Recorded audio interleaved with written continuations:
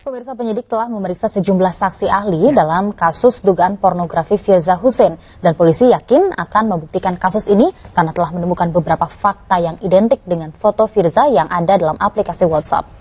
Ya, namun kuasa hukum Firza menyatakan foto-foto Firza tersebut adalah hasil rekayasa. Manakah yang benar? Kami akan membahasnya bersama dengan Abimanyu Wahyu Hidayat yang merupakan pakar telematika. Selamat datang, Abah. Abah, kita melihat seperti apa percakapan dan kemudian gambar-gambar yang beredar. Saya tidak ingin mengomentari kontennya, tapi saya ingin mengetahui betul bagaimana transkrip percakapan dan gambar tersebut bisa dihasilkan oleh seseorang yang menamakan dirinya hacker anonymous. Oke, kalau kita bilang ada seseorang hacker, dalam konteks di sini semua juga masyarakat sudah melihat sendiri.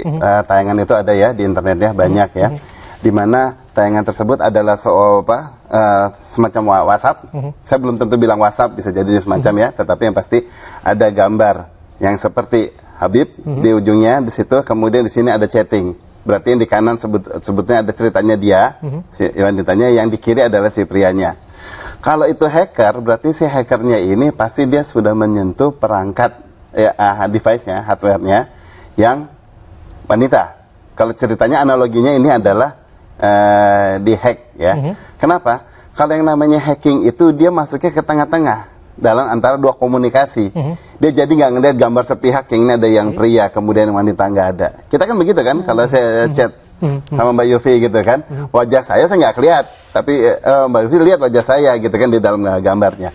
Itu berarti kan ada suatu sepihak ya di device-nya. Nah, tinggal sekarang nanti diperiksa saja perangkatnya itu. Apakah perangkatnya pernah disentuh oleh pihak lain selain pemilik ponsel tersebut? Nanti dilacaknya bukan hanya sekedar disentuh oleh orang yang lain, tetapi jadi juga bukan hanya chatnya. Cuma selain chat ini kan sampai informasi ini dikirim dari si A kepada si B, ya itu karena ada perangkat infrastruktur yang mengantarkan. Ya di dunia internet. Nah, dari situ nanti bisa dicek betulkah ada antaran gitu loh. Baik. Ya. Tapi Abah, kalau kita lihat begitu ya, kita kan sudah banyak sekali di dunia maya, misalkan kita search gitu di Google dan lain sebagainya, bisa muncul sebuah percakapan yang tadi semacam WhatsApp, tapi apakah itu merupakan hal yang lazim jika misalkan itu berasal dari WhatsApp? Apakah ada yang aneh-aneh misalkan dari segi ukuran gambarnya, kemudian dari segi ukuran profil si orang tersebut? Apakah ini memang jika dibandingkan dengan percakapan kita di aplikasi WhatsApp, ini merupakan hal yang sesuai? Oke, kalau kita bicara ada yang namanya fake WhatsApp, banyak sekali ya software kayak gini, dan dia selalu menirunya kepada WhatsApp.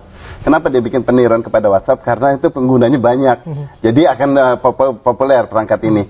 Ya, nggak hanya satu merek, banyak, dan saya sayangnya tidak berani menyebut nama perangkatnya ini, karena kalau tidak akan membuat orang jadi semakin iseng. Ya, keisengan ini tampil. Itu dibuat memang mirip, tetapi tidak persis, cuma mirip saja seperti WhatsApp ya. Nah, contoh yang paling dasar lah kalau kita lihat dari chat yang sekarang beredar di internet maupun di YouTube maupun kemudian ada di website lagi kan. Bukan yang dari website yang sudah ditutup oleh Kominfo loh, ada lagi akhirnya mengunggah kan. Di situ ada pembicaraan, setelah pembicaraan terus kemudian ada foto ditayangkan, fotonya jeger, keluarnya besar gitu loh. Saya bilang ini bukan WhatsApp. Kalau WhatsApp itu saat dia lampirkan foto kepada si lawan bicaranya akan melihatnya sebagai kotak kecil. Betul. Ya, si pengirim pun dia hanya melihatnya sebagai kotak kecil gitu loh. Jadi semacam thumbnail, kita bilangnya thumbnail ya kan. Nah, itu bordered gitu, ada batasannya, ada potensi rekayasa. Ya, kita tinggal ngelihat sekarang si pengunggah ini dia menganalogikan seolah-olah bahwa tampilan gambar gedenya itu ceritanya adalah dari runutan komunikasi ini atau hanya sekedar untuk dikomunikasikan kepada masyarakat. Kalau dia menganalogikan semua kata per kata dia jejerkan satu persatu, berarti yang konten foto ini juga seolah-olah kan itu adalah yang diminta gitu kan. Nah, kenapa keluarnya langsung besar? Harusnya pasti akan kotak. Si pengirim pun akan melihatnya kotak. Ingat tadi yang saya bilang bahwa si hackernya kan ceritanya dia masuk kepada perangkat yang wanita itu, kemudian dia tampilkan, dia diambil isinya gitu loh. Maka harusnya tampilnya juga seperti itu. Dia kan kayak semacam print screen kan. Saya ingin tahu sebetulnya apakah mungkin percakapan dari aplikasi WhatsApp ini dienkripsi kemudian dikopi begitu dan disebarluaskan, apakah jika mungkin siapa yang kemudian paling bisa melakukan itu? Oke, kalau dia memantau melakukan penyadapannya di antara percakapan itu, kita perlu ketahui bahwa WhatsApp itu sekarang sudah dienkripsi. Ya, kalau dia bisa menggombong karena enkripsinya kemudian menampilkan, ngapain amat si hacker mesti kasus-kasus yang ecek-ecek seperti ini gitu loh. Dia bisa masuk ke Pentagon, masuk ke mana, dia bilang saya mampu membongkar enkripsi lebih luas. Saya kenapa hanya kasus, kalau dibilang fitnah jadi kasus fitnah doang yang dia tampilkan. Kalau dibilang kasus semuanya pornografi, kenapa kasus ke situ bisa ada yang lebih luas dia bisa lakukan, dan bisa di luar negeri sangat kaya dia bisa kalau lakukan itu. Satu. Yang kedua adalah kalau ini dibilangnya rekayasa, tadi sudah dibilang rekayasa. Tetapi kalau ini tidak direkayasa dan kemudian bukan melari dari sisi yang hackingnya di penyadapan, berarti yang dia lakukan adalah perekaman, bukan penyadapan. Perekaman data di situ dari device yang wanita. Tinggal nanti dibuktikan gitu loh. Itu kan pembuktian kan nanti ya ahli IT-nya nanti mungkin ditunjuk saja gitu. Betul, saya pikir akan menjadi pekerjaan rumah bagi aparat kepolisian untuk menjerat menggunakan pasal ITE ya, dengan konten pornografi begitu. Apa yang harus dilakukan oleh aparat untuk pada akhirnya membuktikan kasus ini memang terang benderang ada hubungannya dengan pelanggaran pornografi? Kita ketahui di sini beberapa kasus ya yang semuanya gabung jadi satu. Ya, pertama chattingnya betulan apa tidak, ya benar apa tidak. Yang kedua foto-fotonya, ya di mana dia peroleh, gitulah. Yang ketiga adalah kebenaran foto tersebut apakah direkayasa atau tidak, karena ada konten-konten pornografi di sana, gitu ya. Aslinya kan sebetulnya jadi gini. Soal foto saya jelaskan sedikit. Foto tersebut itu sudah diedit, iya. Sudah diedit karena ada bagian-bagian ya tertutup, bagian intim yang ditutupi, ya. Tetapi apakah itu direkayasa atau bukan? Ya nanti aja kita lihat. Ya tugas kepolisian nanti, dan kemudian yang saksi ahlinya akan menjelaskan kepada kepolisiannya. Ya apakah itu direkayasa apa bukan? Nah berikutnya ada semacam kayak curhatan, ya yang wanita itu lewat audio kan bukan percakapan, curhat. Kalau percakapan itu dua orang ngobrol. Ini dia hanya kayak monolog aja, dia ngomong terus. Padahal logikanya kalau saya lagi mau cerita kepada Anda, mau cerita serius, mau cerita menyedihkan ataupun cerita lucu, ada korespon nggak? Pasti ada dong. Ya respon, oh iya begitu ya, oh gitu, oh kasihan ya atau apa. Ini nggak diam terus benar-benar diam 1000 bahasa gitu loh. Jadi mungkin bisa dijelaskan begitu Abah dari hal-hal yang tadi Anda sebutkan ada 4 begitu ya di sini, materi-materi yang bisa diulas. Ada tidak sih misalkan suara dari Habib Rizik dan lain sebagainya yang beredar di luaran? Ya kalau yang dari sini nggak ada suara dari Habib Rizik, dan di situ ceritanya kan curhatnya bukan kepada Habib Rizik kan, dia curhatnya kepada orang lain gitu loh. Dia hanya menyebut-nyebut nama. Nah tinggal sekarang diklarifikasi saja suara tersebut. Apakah benar suara? Iya, itu bisa memang diuji, sering kan kita melakukan pengujian kayak gitu kan. Tapi kan sekarang banyak sekali gitu Bah untuk software-software yang bisa menirukan, misalkan membuat suara seperti suara Abah atau membuat suara seperti suara robot. Seperti iya bisa, tetapi tidak bisa meniru dialek. Dialek tidak pernah ditiru. Kemiripan iya, tetapi gaya bicara itu tidak bisa ditiru.